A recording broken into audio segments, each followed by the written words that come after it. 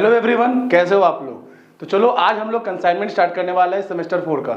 इससे पहले हमने इंश्योरेंस क्लेम और हायर परचेस का वीडियो ऑलरेडी पोस्ट कर दिया है, ठीक है। तो चलो आज हायर परचेस स्टार्ट करने वाले हैं, ठीक है। तो सबसे पहले समझते हैं हायर परचेस होता क्या है।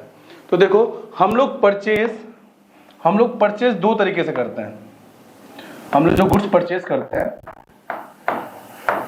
हम लोग परचेस दो तरीके से करते हैं। एक होता है कैश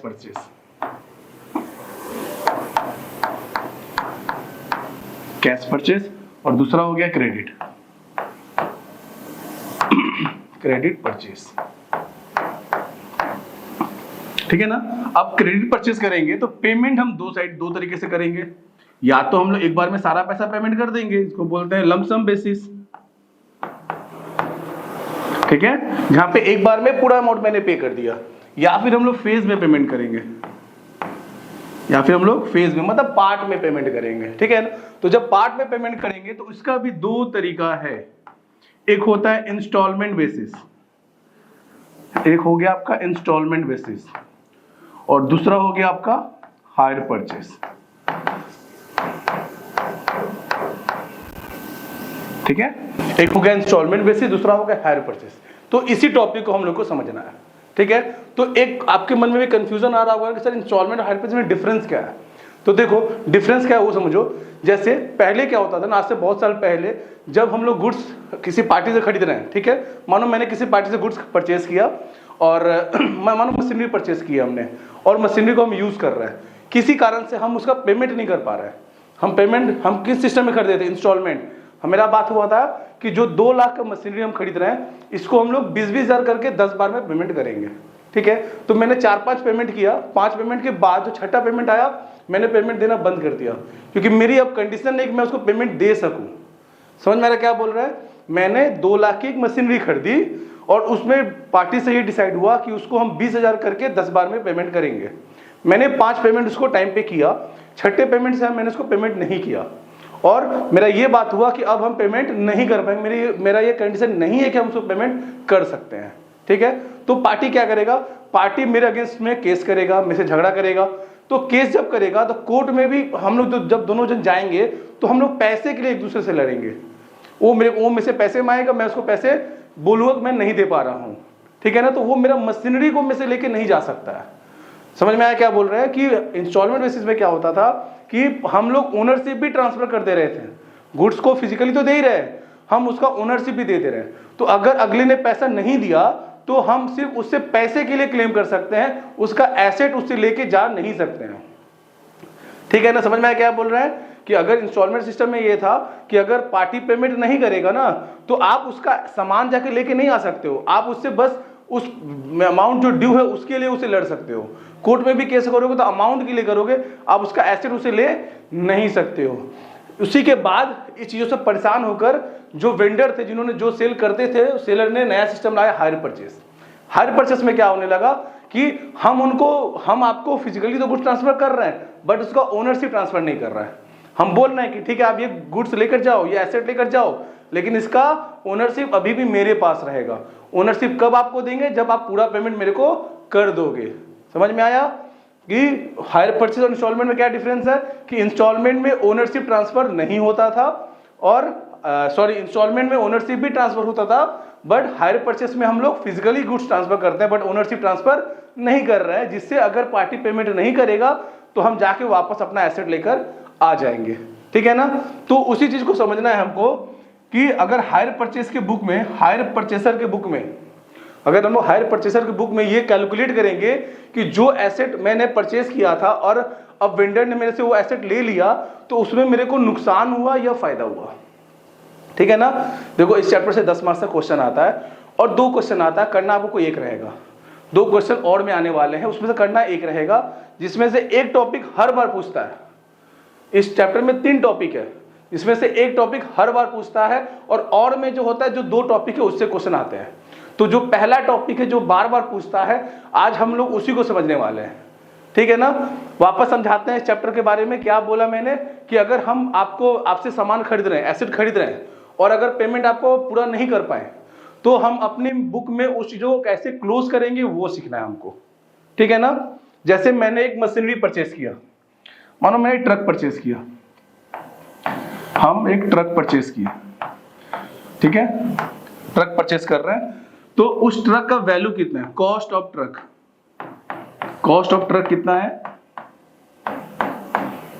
कॉस्ट ऑफ ट्रक हो गया उसका आपका 2 लाख, ठीक है। पेमेंट का जब बात हुआ तो हम बोले कि आपको डाउन पेमेंट करेंगे हम लोग आपको डाउन पेमेंट करेंगे 60,000, ठीक है ना, और फिर हम आपको पेमेंट जो करेंगे इंस्टॉलमेंट में वो 4 पार्ट में करेंगे, हम 4 इंस्टॉलमेंट पेमेंट करेंगे, ठीक है। हम लोग 4 इंस्टॉलमेंट में पेमेंट कर रहे हैं, इंस्टॉलमेंट में पेमेंट करेंगे with interest, together with interest, ठीक है। और इंस्टॉलमेंट कितना होगा, देखो रिमेनिंग वैल्यू कितना बचा 1,40,000 को डिवाइड बाई 4 करेंगे तो आ रहा है 35,000, मतलब हम लोग 35,000 का इंस्टॉलमेंट में पेमेंट करेंगे। समझ में आया क्वेश्चन क्या था, मैंने एक ट्रक परचेस किया 2 लाख का और उसके ऊपर मैंने डाउन पेमेंट दिए 60,000 और मेरे को ये बोला गया कि आपको रिमेनिंग बैलेंस पे इंटरेस्ट भी देना पड़ेगा और इंस्टॉलमेंट भी देना पड़ेगा। इंस्टॉलमेंट का जो वैल्यू है वो 35,000 और जो रेट ऑफ इंटरेस्ट डिसाइड हुआ हम लोग के बीच में वो हो गया हमारा 10%, ठीक है, rate of interest 10% per annum, ठीक है ना। ये रहा हमारा क्वेश्चन, ठीक है। अब हम अपने बुक में ट्रक का मशीनरी का भी अकाउंट बनाएंगे, जो ट्रक हम परचेस कर रहे हैं उसका भी अकाउंट बनाएंगे, तो हमको उसका रेट ऑफ डेप्रिसिएशन भी जानना है, rate of depreciation, rate of depreciation कितना है ये भी हम मान लेते हैं 10% ऑन स्ट्रेट लाइन मेथड, ठीक है। ये सारी इंफॉर्मेशन हमको क्वेश्चन में दी जाएंगी कि जो ट्रक परचेस कर रहे हो उसका वैल्यू कितना है 2 लाख, पेमेंट कैसे कर रहे हैं, तो पेमेंट कर रहे हैं डाउन पेमेंट 60,000 और रिमेनिंग वैल्यू को 4 इंस्टॉलमेंट में हम पेमेंट कर रहे हैं, ठीक है ना, 35,000 करके 4 बार प्लस उस ईयर का इंटरेस्ट, मतलब 35 तो देंगे ही प्लस उसके साथ उसका इंटरेस्ट भी देंगे, ठीक है ना।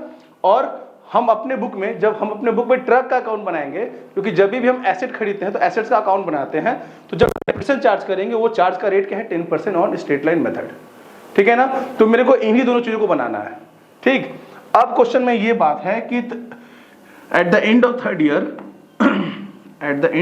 ईयर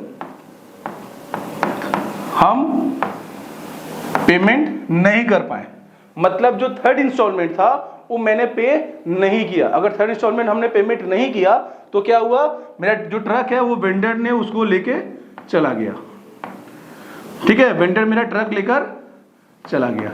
तो मेरे को यही कैलकुलेट करना है कि जब वेंडर मेरा ट्रक लेके जा रहा है तो मेरे को उसमें नुकसान हुआ या फायदा हुआ, नुकसान हुआ तो कितने का नुकसान हुआ, ठीक है ना।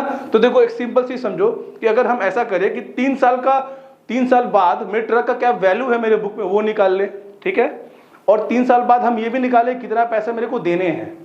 अगर मेरे ट्रक का वैल्यू जो कि आज 2 लाख है, अगर 3 साल बाद उसका वैल्यू निकल रहा है 1,20,000, ठीक है, समझ लो एक तो ऐसे ही अप्रोक्स अमाउंट लेते हैं कि मेरा जो एसेट है उसका वैल्यू आफ्टर 3 ईयर मेरे बुक में कितना है 1,20,000, मतलब मैंने डेप्रिसिएशन चार्ज किया, डेप्रिसिएशन चार्ज करने के बाद उसका वैल्यू कितना आ रहा है 1,20,000 आ रहा है, ठीक है। और मेरे को वेंडर को पेमेंट करने थे 90,000, मेरा जो अमाउंट था वो रिमेनिंग कितना है 90,000, ठीक है। तो 90,000 मैंने नहीं दिया इसलिए वो मेरे से ट्रक लेकर चला गया, तो मेरे को लॉस कितने का हुआ, मेरे को लॉस हुआ 30,000 का, क्योंकि मेरा एसेट्स का वैल्यू कितना था 1,20,000 और मेरे को पेमेंट कितना करना था 90, तो 90,000 के बदले में मेरा वो 1,20,000 का एसेट लेकर चला गया, तो मेरे को लॉस हुआ टोटल 30,000 का।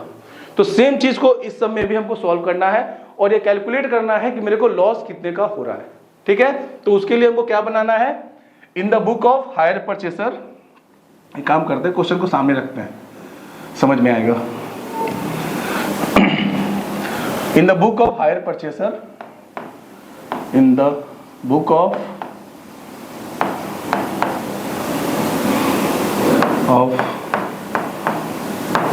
hire purchaser, vendor account and machinery account। तो पहले हम लोग बनाते हैं वेंडर अकाउंट, ठीक है, ठीक है। हम लोग एक काम करते हैं, जो ट्रक हमने परचेज किया था उसका डेट ले लेते हैं हम लोग 01/04/2024, मतलब 2024 को मैंने परचेज किया था। ठीक है, तो अमाउंट कितना आएगा देखो यहाँ पे 1/1/24 को आएगा बाई ट्रक अकाउंट। अमाउंट कितना हो जाएगा 2 लाख। अब आपके मन में आ रहा होगा सर आपने इसको क्रेडिट साइड में क्यों लिखा है? तो भाई अगर कोई चीज आप खरीदते हो, जनरलिटी क्या होता है, अगर आप एक ट्रक परचेस कर रहे हो जनरलिटी क्या होगा, truck account debit to vendor जिससे आप परचेस कर रहे हो, वेंडर। ठीक है ना, तो वेंडर का अकाउंट बना रहे हैं ना, तो वेंडर अकाउंट में ट्रक क्रेडिट में आएगा, और जब ट्रक अकाउंट बनाएंगे तो ट्रक अकाउंट में डेबिट में टू वेंडर आएगा। तब सिंपल सा जनरलिटी जैसे करते हैं ना उसी तरीके से पोस्ट कर रहा है। अगर हम कोई चीज खरीद रहे हैं, एंट्री क्या होता है ट्रक टू वेंडर, तो हम बना रहे हैं वेंडर अकाउंट, हमने को यही दोनों अकाउंट बनाना है। तो जब वेंडर अकाउंट बनाएंगे तो ट्रक मेरा क्रेडिट साइड में आएगा क्योंकि वेंडर क्रेडिट में है, और जब ट्रक अकाउंट बनाएंगे तो वेंडर डेबिट में आएगा क्योंकि ट्रक डेबिट में है। हाँ कितना हो गया, हाँ 2 लाख। अब क्या बात हुआ था अपना कि हम लोगों ने जब ट्रक परचेज किया था तो हमने डाउन पेमेंट किया था टू बैंक।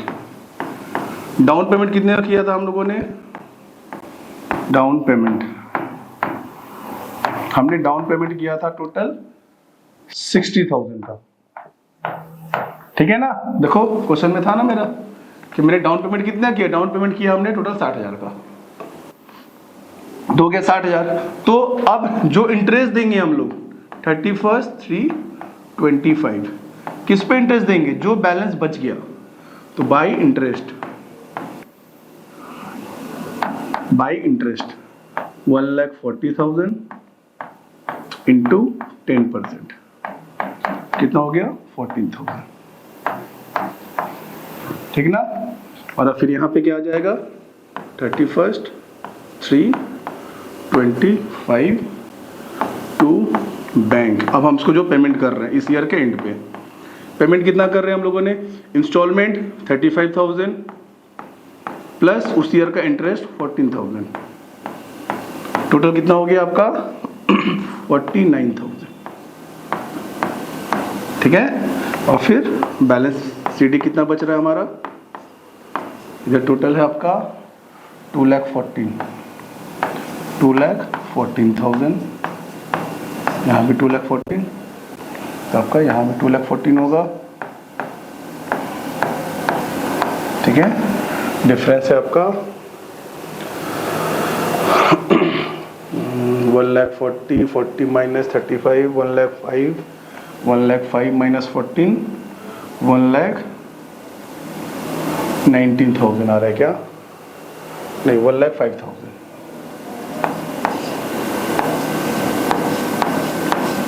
ठीक है ना, हाँ 1,05,000। समझ में आपको क्या क्या किया मैंने, वापस एक बार समझाते हैं। मैंने ट्रक परचेस किया 2 लाख का, ठीक है। अब उसके ऊपर मैंने संग मैंने जिस दिन खरीदा उसी दिन मैंने पेमेंट किया, इसको बोलते हैं डाउन पेमेंट। खरीदते वक्त जो पेमेंट करते उसको क्या बोलते हैं डाउन पेमेंट। मैंने 60,000 का डाउन पेमेंट कर दिया, ठीक है। उसके बाद अब हम पैसा कब देंगे, अब इस साल के एंड में देंगे, जब एक साल पूरा कंप्लीट होगा उसके आखिरी दिन पेमेंट करेंगे, तो पूरे साल का इंटरेस्ट देना होगा मेरे को। 2 लाख में से 60,000 दे दिए, रिमेनिंग कितना बच रहा है 1,40,000, तो 1,40,000 पे आपको 10% इंटरेस्ट आपने दिया, आया हमारा 14,000। अब जब हम पेमेंट करेंगे तो हम उस ईयर का इंस्टॉलमेंट प्लस उस साल का इंटरेस्ट पेमेंट करेंगे, तो कितना हो गया 49,000, और जो रिमेनिंग बैलेंस बच गया हो गया टू बैलेंस सीडी। अब जो सीडी होगा वो क्या हो जाएगा, बीडी हो जाएगा यहाँ पे 1,425 बाई बैलेंस ब्रॉट डाउन 1,05,000। ठीक है, फिर वापस इंटरेस्ट, अब तो इंटरेस्ट ही देना ना, अब डाउन पेमेंट का तो सीन है नहीं, एक साल बाद का डेट ले लेंगे बाई इंटरेस्ट 1,05,000 पे 10%, तो कितना हो गया आपका 10,500। ठीक है। अब फिर हम लोग इस ईयर के एंड में पेमेंट कर दे रहे हैं 31/3/26 टू बैंक। अमाउंट कितना है हमारा? अमाउंट है आपका 35,000 इंस्टॉलमेंट प्लस उसका इंटरेस्ट। इंटरेस्ट कितना है? 10,500। तो टोटल कितना हो गया आपका? 45,500। ठीक है। अब जो रिमेनिंग हो जाएगा वो क्या हो जाएगा मेरा? To balance CD 70,000। ठीक है ना? 1,15,500 1,15,500 2 साल का मैंने बना लिया। अब तीसरे साल तक तो बात था ना पेमेंट देंगे, मैंने तीसरे साल देंगे 1/4/26 बाई बैलेंस BD हो गया आपका 70,000। फिर बाई इंटरेस्ट हो जाएगा एक साल के एंड में 27 बाई इंटरेस्ट कितना हो गया? 70,000 इंटू 10% हो गया आपका 7,000। ठीक है। तो टोटल वैल्यू कितना हो गया? 77। देखो 77,000 था। अब वो पेमेंट क्या बोला है? उसने पेमेंट नहीं दिया। मतलब पेमेंट जब नहीं देंगे तो क्या होगा? वो मेरा जो ट्रक मेरे को दिया था वो मेरे से लेकर चला गया। तो 31/3/27 को मेरा ट्रक मेरे पास से चला गया। क्यों चला गया? क्योंकि मेरे को 77,000 पैसे देने थे और मैं नहीं दे पाया। ठीक है। बस ईयर क्लोज कर देंगे। तो मेरा वेंडर अकाउंट बन गया। उम्मीद करते हैं आपको ये समझ में आया होगा। ठीक है। अब हमको क्या बनाना है? अब हमको बनाना है machinery account, sorry truck account, क्योंकि मैंने ट्रक परचेस किया था ना।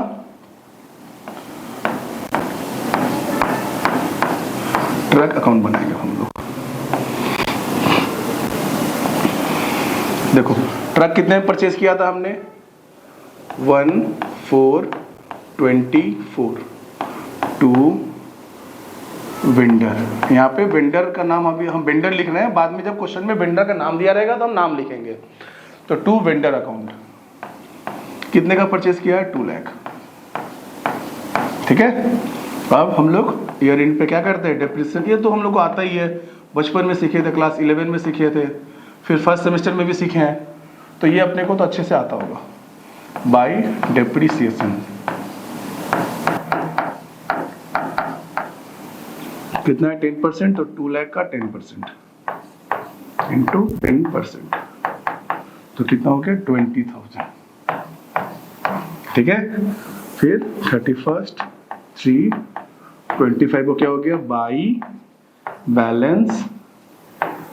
बाई बैलेंस CD कितना हो गया आपका? 1,80,000। ठीक है ना। क्लोज कर देंगे इसको। फिर मेरा हो गया ये वाला वैल्यू 2 लाख। अब आएंगे यहाँ पे 1/4/25 टू बैलेंस ब्रॉट डाउन 1,80,000। ठीक है ना। फिर यहाँ पे 31/3/26 बाई डेप्रिसिएशन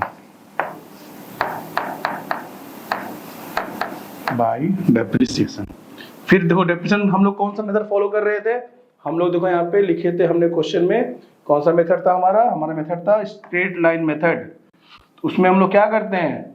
हम लोग उसमें कॉस्ट के ऊपर डेप्रिसिएशन चार्ज करते हैं। कॉस्ट कितना था हमारा? 2 लाख। तो 2 लाख पे 10% तो हो गया 20,000। ठीक है। फिर 31/3/26 को बाई बैलेंस CD कितना आ गया? 1,60,000। क्लोज कर देंगे इसको। यहाँ पे भी हो गया 1,80,000।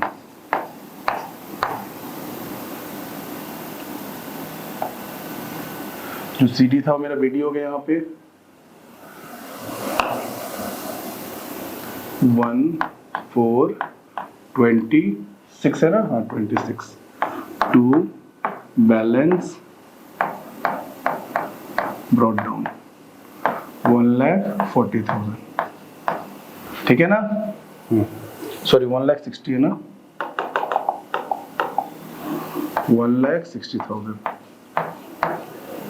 फिर 31st 3/27 को बाई डेप्रीसिएशन कितना आ गया, 20,000 ही आएगा।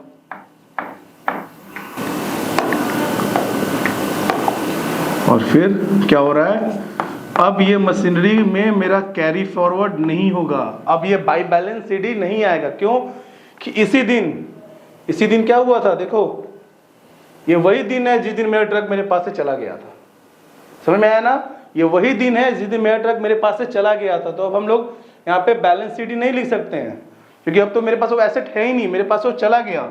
तो क्या लिखेंगे, by vendor account, by vendor account. कितने में लेके गया वो, 77,000 सी बाकी था तो वो लेकर चला गया, ठीक है। तो जो रिमेनिंग बैलेंस है वो मेरा क्या हो गया, मेरा लॉस हो गया। लॉस कितने का हुआ, 1,60,000 का था, 20 का डेप्रिसिएशन चार्ज हुआ, 1,40,000 हो गया, 1,40,000 का एसेट को 77 में लेके चला गया, मतलब सिर्फ 63,000 का लॉस हो गया मेरा, सिर्फ 77 में ले गया, वैल्यू 1,40,000 था, तो मेरे को लॉस कितने का हो गया, by profit and loss account, ठीक है ना, मेरे को 63 का लॉस हो गया। अब इस बुक को भी हम लोग क्लोज कर देंगे। बस यही करना है आप लोग को, यही वो सम्स है, यही वो टॉपिक है जहां से बहुत ज्यादा क्वेश्चन पूछे जाते हैं। एक बार इसको हम वापस से निकालते हैं, लॉस कैसे आया, देखो book value of truck as on 1,426 is 1,60,000, यही था ना मेरा साल के स्टार्टिंग में। उस ईयर हमने डेप्रिसिएशन चार्ज किया 20,000, डेप्रिसिएशन चार्ज हुआ 20,000, तो वैल्यू कितना हो गया, 1,40,000। ये निकल गया बुक वैल्यू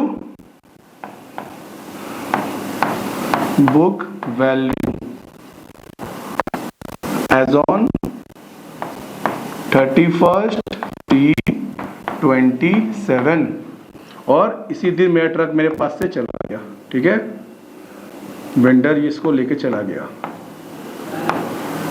ठीक है। और किस वैल्यू पे ले गया, 77,000 बाकी था, सिर्फ इसलिए इस वैल्यू पे लेके चला गया। तो मेरे को लॉस कितने का हो गया, लॉस हो गया मेरा 63,000 का। इसको हम लोग क्या बोलते हैं, loss on surrender, loss on surrender, ठीक है। तो देखो ये था हमारा पहला टॉपिक और सबसे इंपॉर्टेंट टॉपिक। आप एकदम गारंटी लिख के लेके चल जाओ, गारंटी तो बोल रहे हैं आपको, इस टॉपिक का ही क्वेश्चन आना कंपलसरी है। 3 टॉपिक है, 2 जिसमें से एक टॉपिक से हर बार क्वेश्चन आता है। आप प्रीवियस ईयर पिछला 20 साल का पेपर उठा के देख लो आप, तो ये टॉपिक आना ही है, ठीक है। तो ये वो टॉपिक है जो बहुत ही इंपॉर्टेंट टॉपिक, अगर आप एक टॉपिक भी कर लिए ना तो आपका ये चैप्टर कवर अप हो जाएगा।